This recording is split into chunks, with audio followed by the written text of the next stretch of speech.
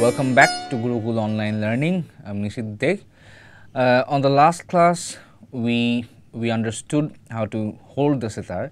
If you haven't seen that already, so I recommend you going back and watching the video, because it is very important that you know how to sit with the sitar.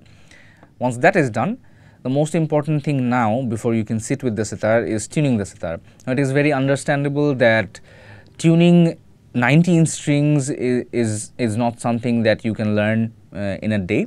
We will eventually get there, but this lesson is to give you a basic understanding of how the sitar tune works, because if you sit down with a distuned sitar, it is going to sound very unattractive, and it may eventually discourage you to play and sit with the sitar. So having that said, we are going to deal with the 19 strings that we have on my sitar. As we previously knew that there are two kinds of sitars, but the one I am holding, or the one I play, is Imdad Khani Ghorana or Gandhar Pancham. We are going to learn how to tune this kind of sitar. So the first thing that we need to know is that every instrument, every Indian classical instrument, has a specific scale that it functions best in. For example, the sarod, we have the sarod usually plays in B flat, or C is the maximum scale that sarod is very comfortable to play in. The sitar mostly functions in C sharp and D, but we can also tune in D sharp, but that is not recommended, as the strings may get very tough and it may really hurt your fingers. Having that said, let us have a closer look on what to do. So there is an interesting phenomenon that if you most of my students, when they learn how to tune the sitar, when they're learning, the most frequently asked question is when they have a tuner, a guitar tuner. It is available for Android, it is available for iPhones, and you even have separate gadgets which help you tune, but that is not going to really work on a sitar. Let me tell you why. Because the sitar is, every string, that the 19 strings we have are here on one side, and as I previously said, that this and this is a one solid hollow block of wood, which is under immense tension all the time due to the 19 strings being on one side. So every time you are going to tune, you are going to tighten or loose the strings, there is going to be an effect. It is going to have a microscopic movement. It is going to bend in a very slight way, which we cannot usually see in the naked eye, but it is there. So the best way to tune Indian classical instruments is through having a reliable ear, through ear training, to understand the differences between the notes, and that is what we are going to learn today. First and foremost, you are recommended that you use a tanpura. You can either go to YouTube and search for C sharp tanpura or D tanpura, or have a separate app in your phone like Tanpura Droid. So I would recommend that you tune in either C sharp or D. Okay, so in Western musicians, Western instruments, what they do is they are going to change the scales. In Indian classical, or the way we see music, or our approach to music, is we take one scale, take the tonic, and that is our bass note for the song, and then we change notes and not scales anymore. So the first thing that we are going to do is we are going to have a tanpura. I already have my sitar tuned, so I am not going to use a tanpura today, but eventually in almost every 10 classes we are going to reshuffle on how to tune a sitar. The first thing that you need to tune is the golden color string, which is the Judy string. It is going to be responsible for the bass tone, the bass of the sitar. So the first thing that we need to do is make sure the sa is in tune. This is going to be in sa. And then we are going to look at the sympathetic strings, which are right below. So the sympathetic strings, before I go to tune, I am going to remind you again how the order for tuning the sympathetic strings. So this is ni, this is sa, dha, re, ga, ma, pa, dha, ni, sa, re, ga. So this is how the order is. So first and foremost, we are going to ensure the sa is in perfect tune. It is in D. And then we can use a device like this. It's very simple. It's made out of wood. You can either get it custom made or order online or go to a shop to buy this. This is going to be very helpful in tuning sympathetic strings. So this is ni. I'm looking for sa. So this is the peg I'm after, and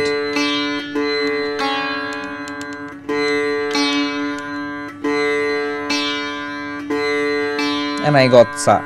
So it is very important that this bronze string is absolutely in tune, because that is going to be our reference point for every other string. And we also have, in case of sympathetic strings, we have a visual reference as well, which is if both the strings are in perfect tune, and if you look at them closely, you play the bass string, the jor string, and you are going to see that every other sa, you have chikari and you have tarafs, all are going to vibrate automatically. And since that is done,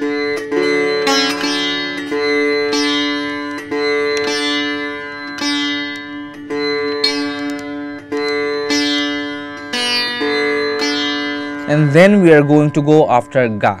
So this is sa. Also, one more important thing, that as I already said, that we have to rely on friction over here. We can use chalk dust, we can have grooves cut. Again, it is going to help us to retain the sound, to prevent them from unscrewing themselves due to tension. The friction is going to help, but in order for us to keep the friction going on, it is recommended that you push down every time you are going to tune or move the frets, the tuning pegs, and then you are allowed to move it clockwise or anti-clockwise depending on what pitch you are looking for. And now after sa is done, we are going to go for ga, which is this. Since this is a Gandhar Pancham sitar, so sa comes first, and then Gandhar, which is ga or third, and then Pancham, which is pa or fifth. So ga, and we are going to have to make this habit of constantly listening to the vibrations that two notes connect with. So in this case, sa and ga. So we play sa first, and then while sa is running, we are going to also have to pluck the ga string.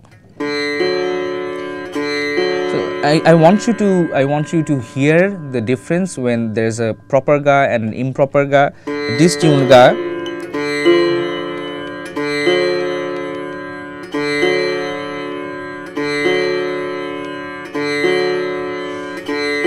I think this ga is alright.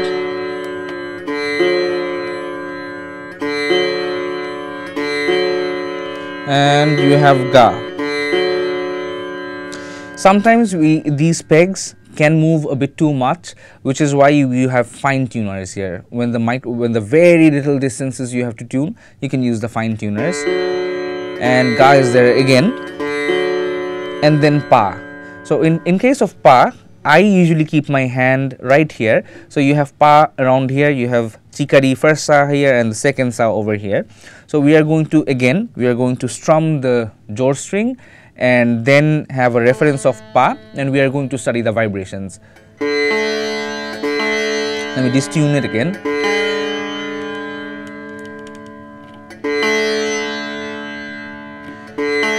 And you have pa.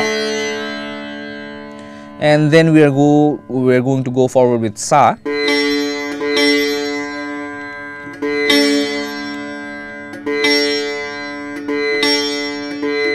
This is done, and then the other sa.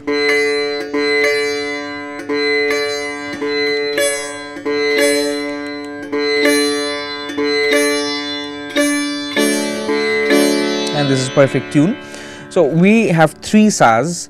If we divide it into three octaves, the most lowest octave is Mondro Shoptok, the middle octave is Moddho Shoptok, and the highest octave is Tar Shoptok. So we have three sas of 3 octaves. The lowest octave is going to be this, the middle octave is going to be this, and this is going to be the highest octave. Having that said, now after we are done with everything, all the other strings, we are going to go after the main playable string, which is the Naiki tar, as we discussed earlier. This is going to be in Shuddhama. We have two kinds of mas, Tibroma and Shuddhama. We are going to go after the lower ma. So the difference between sa and the distance between sa and ma we have to study. Sa ma. So like this, and I believe it is in tune.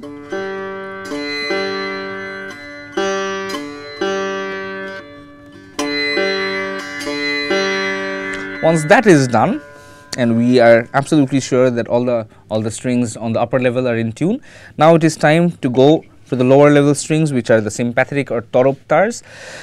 It is important that we know that every time we are going to switch a rag or we are going to play a rag, the sympathetic strings and some of the ga and pa of the upper strings has to change according to the notes of the rag. In this case, we are not going to learn a rag, but we are going to just learn how to tune. So we are going to take all minor or shuddha swars or shuddha notes, shuddha tones. So Imdad Khani Gharana, the sitar starts from ni. So we already tuned sa, we are going to go after ni. So sa, ni.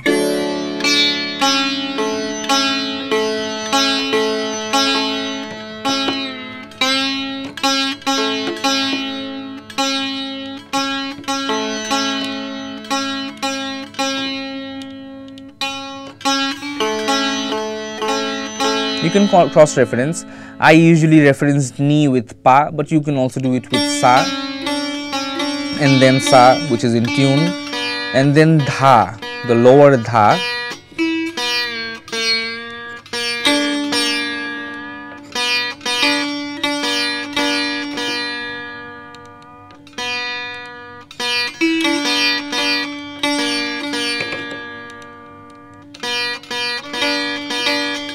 and then re, pa, pa, re, and then ga,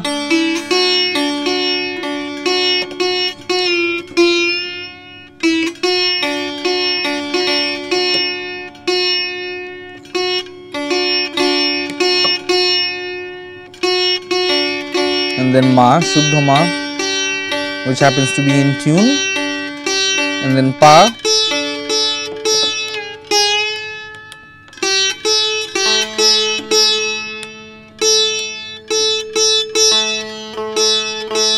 and then dha.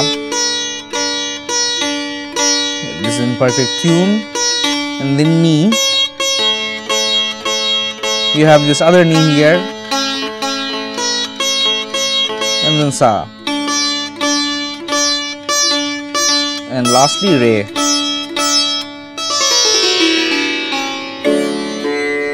And your sitar is in perfect tune. So it is important that you have a slight nail in your middle finger on your right hand. It is easier to plug the strings, the lower ones, the sympathetic ones, and then you can keep a small nail on your pinky. So with that, you are going to be able to do this. Thank you for watching. This was how to tune your sitar. We'll be back with another episode. Thank you.